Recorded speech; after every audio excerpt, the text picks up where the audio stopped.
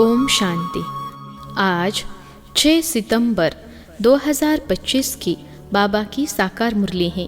मुरली के महावाक्य हैं, मीठे बच्चे, तुम्हें यही चिंता रहे कि हम कैसे सबको सुखधाम का रास्ता बताएं। सबको पता पड़े कि यही पुरुषोत्तम बनने का संगम युग है। प्रश्न है, तुम बच्चे आपस में एक दो को कौन सी मुबारक देते हो? मनुष्य मुबारक कब देते हैं? उत्तर है, मनुष्य मुबारक तब देते जब कोई जन्मता है, विजय बनता है या शादी करता है या कोई बड़ा दिन होता है, परंतु वह कोई सच्ची मुबारक नहीं। तुम बच्चे एक दो को बाप का बनने की मुबारक देते हो। तुम कहते हो कि हम कितने खुश नसीब हैं जो सब दुखों से छूट सुख धाम में जाते हैं। तुम्हें दिल ही दिल में खुशी होती है। ओम शांति। बेहद का बाप बैठ बेहद के बच्चों को समझाते हैं। अब प्रश्न उठता है, बेहद का बाप कौन? यह तो जानते हो कि सबका बाप एक है, जिसको परम पिता कहा जाता है। लौकिक बाप को परम पिता नहीं कहा जाता। परम पिता तो एक ही है, उनको सब बच्चे भूल गए हैं। इसलिए परमपिता परमात्मा जो दुख हरता सुख करता है, उसे तुम बच्चे जानते हो कि बाप हमारे दुख कैसे हर रहे हैं, फिर सुख शांति में चले जाएंगे। सब तो सुख में नहीं जाएंगे, कुछ सुख में कुछ शांति में चले जाएंगे। कोई सतयुग में पाड़ बजाते, कोई त्रेता में, कोई द्वापर में। तुम सतयुग में रहते हो तो बाकी सब मुक्ति धाम में, उनको कहेंगे ईश्वर का घर। मुसलमान लोग जब नमाज पढ़ते हैं तो सब मिलकर खुदा ताला की बंदगी करते हैं। किस लिए? क्या बहिश्त के लिए या अल्लाह के पास जाने के लिए? अल्लाह के घर को बहिश्त नहीं कहेंगे, वहाँ तो आत्माएं शांति में रहती हैं, शरीर नहीं रहते। यह जानते होंगे अल्लाह के पास शरीर से नहीं, परंतु हम आत्माएं जाएंगी।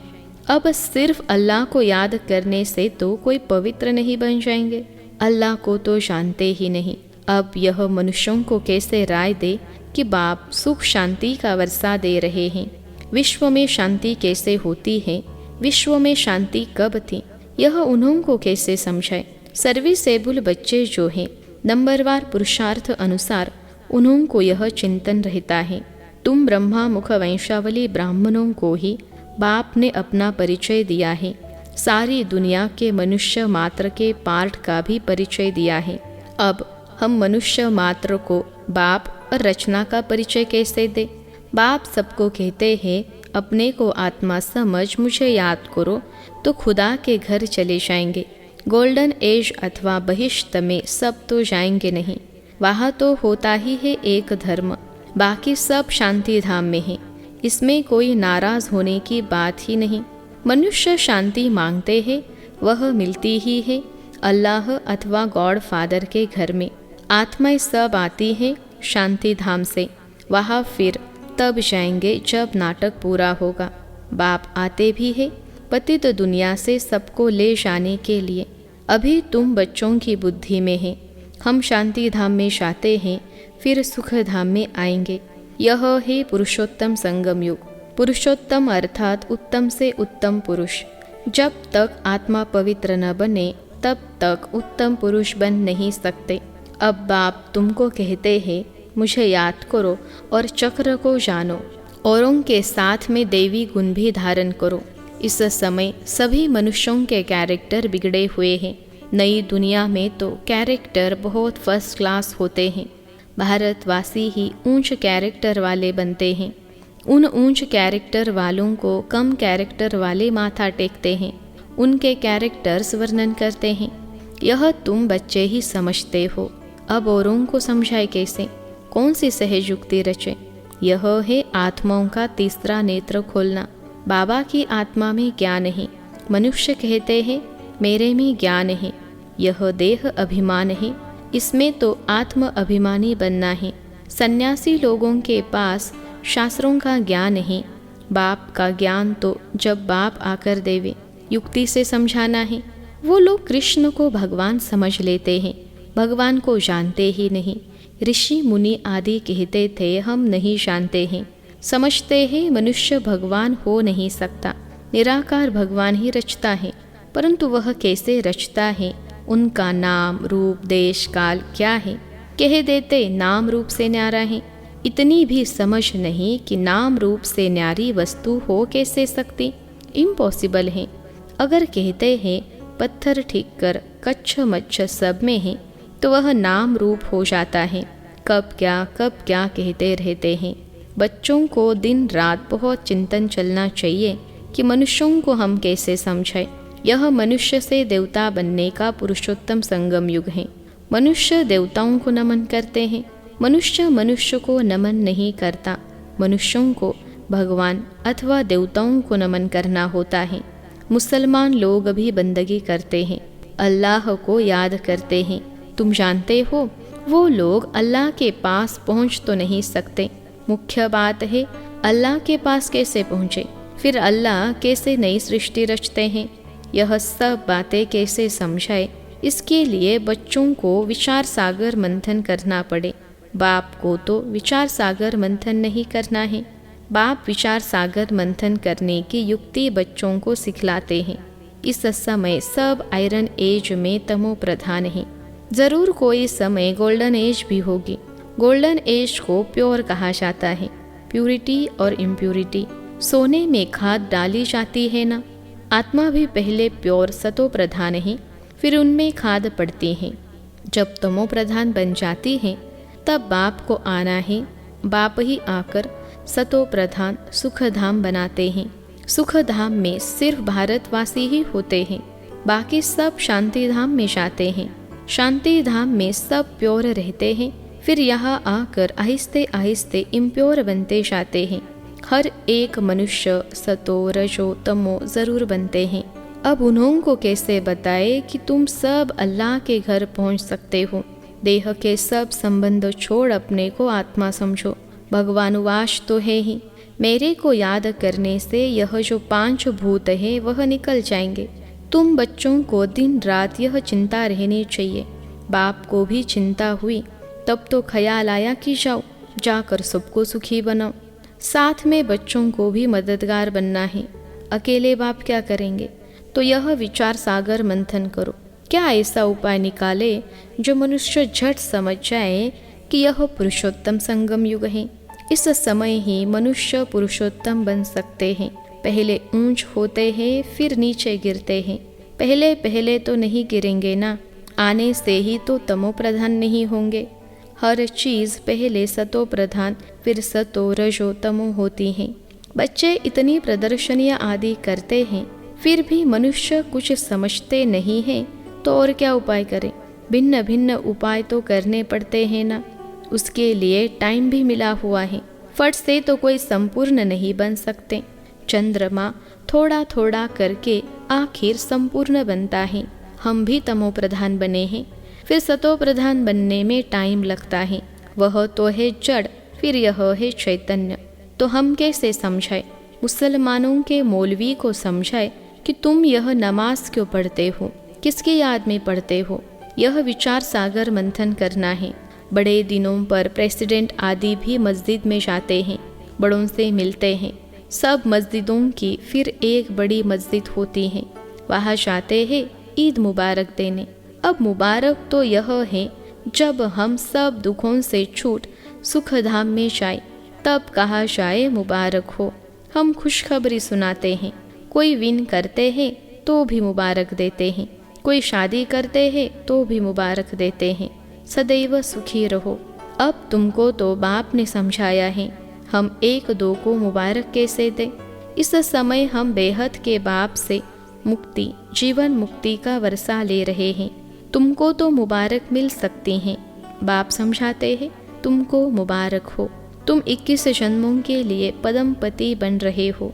अब सब मनुष्य कैसे बाप से वर्षा ले, सबको मुबारक दे। तुमको अभी पता पड़ा है, परंतु तुमको लोग मुबारक नहीं दे सकते, तुमको जानते ही नहीं। मुबारक देवे तो खुद भी ज़रूर मुबारक पाने के लायक बने। तुम तो गुप्त हो ना, एक दो को मुबारक दे सकते हो। मुबारक हो, हम बेहद के बाप के बने हैं। तुम कितने खुश नसीब हो। कोई लॉटरी मिलती है या बच्चा जन्मता है तो कहते हैं मुबारक हो। बच्चे पास होते हैं तो भी मुबारक देते हैं। तुमको दिल ही दिल में खुशी होती है, अपने को मुबारक देते हो। हमको बाप मिला है जिससे हम वर्षा ले रहे हैं। बाप समझाते हैं, तुम आत्माएं जो दुर्गति को पाई हुई हो वह अब सदगति को पाती हो। मुबारक तो एक ही सबको मिलती हैं, पिछाड़ी में सबको मालूम पड़ेगा। जो ऊंचते ऊंच बनेंगे उनको नीचे वाले कहेंगे मुबारक हो। आप सूर्यवंशी कुल में महाराजा महारानी बनते हो। नीच कुल वाले मुबारक उनको देंगे जो विजय माला के दाने बनते हैं। जो पास होंगे उनको मुबारक मिलेगी, उनकी ही पूजा होती है। आत्मा को भी मुबारक हो जो ऊंच पद पाती हैं, फिर भक्ति मार्ग में उनकी ही पूजा होती है।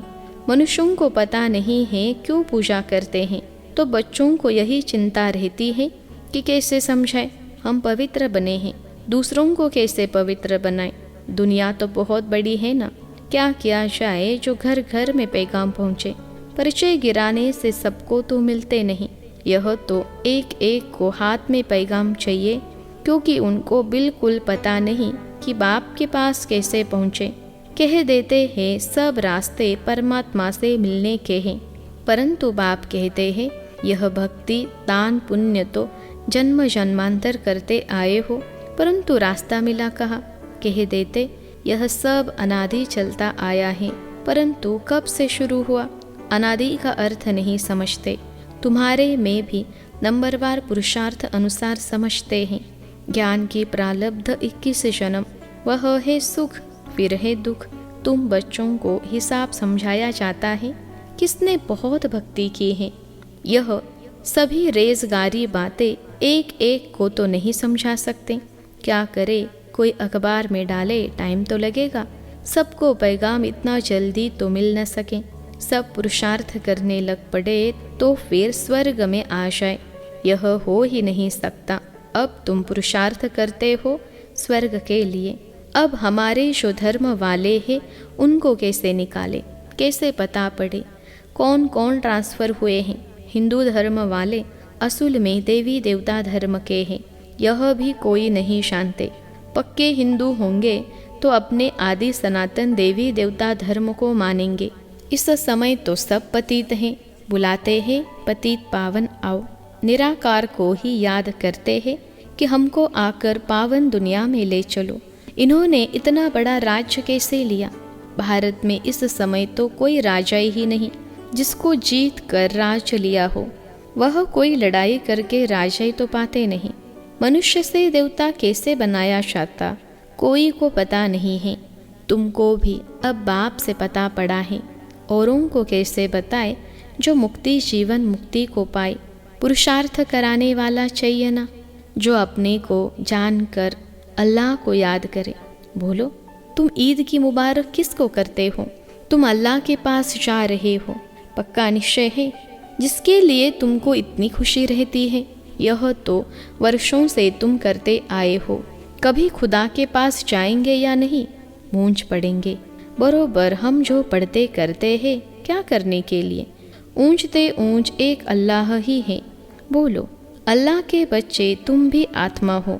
आत्मा चाहती है हम अल्लाह के पास जाए। आत्मा जो पहले पवित्र थी अभी पतित बनी है। अभी इनको बहिष्ठ तो नहीं कहेंगे, सब आत्माएं पतित है। पावन कैसे बने जो अल्लाह के घर जाए। वहाँ विकारी आत्मा होती नहीं, वाइसलेस होनी चाहिए। आत्मा कोई फट से तो सतो प्रधान नहीं बनती। यह सब विचार सागर मंथन किया जाता है। बाबा का विचार सागर मंथन चलता है तब तो समझाते हैं ना। युक्तियाँ निकालनी चाहिए, किसको कैसे समझाए। अच्छा, मीठे मीठे सिखिलते बच्चों प्रति माता पिता बाप दादा का याद प्यार और गुड मॉर्निंग। रूहानी बाप की रूहानी बच्चों को नमस्ते। हम रूहानी बच्चों की सिखिलते रूहानी माता पिता बाप दादा को याद प्यार गुड मॉर्निंग और नमस्ते बाबा नमस्ते। धारणा के लिए मुख्य सार पहली पॉइंट है, जैसे बाप को ख्याल आया कि मैं जाकर बच्चों को दुखों से छुड़ाऊं, सुखी बनाऊं, ऐसे बाप का मददगार बनना है।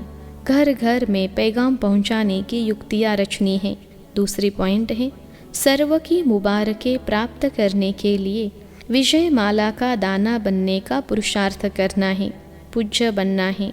आज का वरदान है, करण हार और करावन हार की स्मृति से लाइट के ताजधारी भव।